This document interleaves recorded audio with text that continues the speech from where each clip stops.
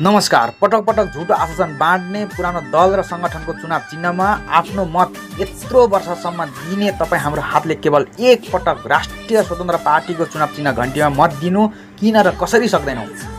सङ्घको सबैले दाजुभाइ तथा दिदीबहिनीहरू, म भन्दैछु ती दलहरू र सङ्गठनहरूको अनुहार मात्रै नयाँ ल्याएर आएको हो।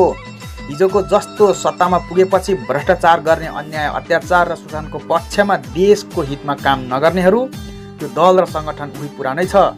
हामी बदल्यौँ भन्ने त्यो पुरानो दलहरूको एउटा हामीमाझ देखावटी नारा मात्रै हो। हामीलाई फेरि झुक्याइँदैछ। यत्रो 36 वर्षसम्म नगर्नेले अब हामी गर्छौँ। एकचोटि चान्स दिनु पर्यो हजुर भन्दा तपाईँ हामीले पत्याइदिनु पर्ने। यदि फेरि झुटो आश्वासन बाँड्दै भोट माग्छ भने हामी यो भन्न सक्छौँ कि दल र सङ्गठन बदलिएर होइन, चुनाव चिन्ह र विचार बदलेर आउनुहोस्, पहिला काम गरेर आउनुहोस्। त्यो देश र जनताप्रतिको हितमा तपाईँको भिजन रहेछ भने हामी तपाईँलाई मत दिन तयार छौँ।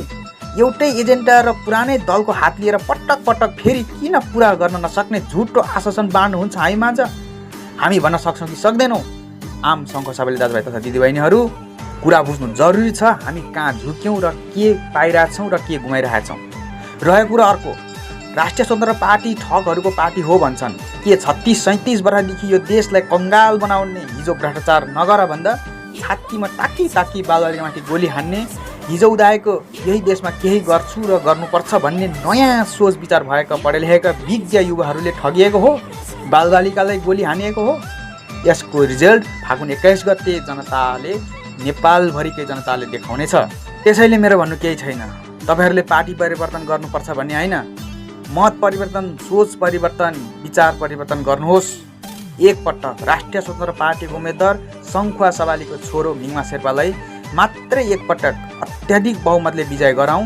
यत्रो वर्ष पुरानोको भिजन हेर्दा हेर्दा पार नलागेर वाक्क भएका छौँ। यो पटक मिङमा शेर्पाको भिजनलाई पनि हामी जनताले जाँचौँ न, मात्रै 5 वर्ष भन्ने मेरो उदाहरणको साथ नमस्कार। सम्पूर्णले राष्ट्रिय स्वतन्त्र पार्टीलाई एकपटक के हुँदो रहेछ र त्यो पार्टीको भिजन के रहेछ भनेर हामीले आह्वान पनि गर्नु जरुरी छ। जय पश्चिम देशको सबै ठाउँमा घन्टी बज्नु पर्छ।